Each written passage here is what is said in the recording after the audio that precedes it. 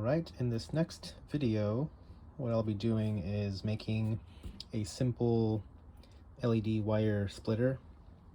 So this is applicable to both the TRX4M, more so for my STX24, since that standard comes with two sets of lights. The TRX4M, I do have the extra Pro Scale lighting kit, but that's an optional add-on. But if you wanted to connect two sets of lights to your receiver, like what I plan to do, I might try to just split that connection and just use one output instead of two. So since it's just your positive negative, I didn't want to bother with splitting up that hookup wire there.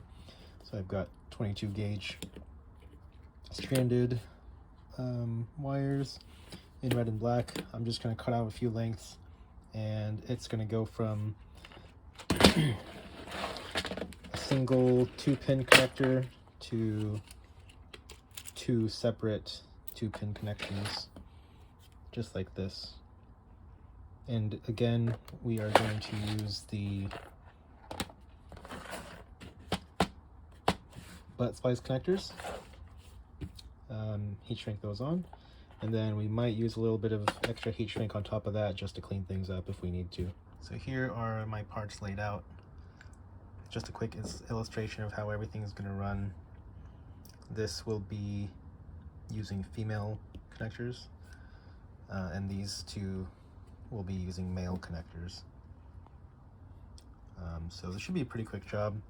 I'm going to approach it kind of from the middle out, so I will strip all these ends and then do my butt splice connections first, get those out of the way, and then I'll do all of these ends, crimp those on, and plug them in. Should be a quick job.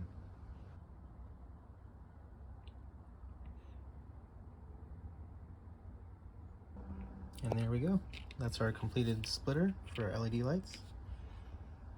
I'll probably make up a couple more of these so I can use them on multiple cars, but should do us just fine.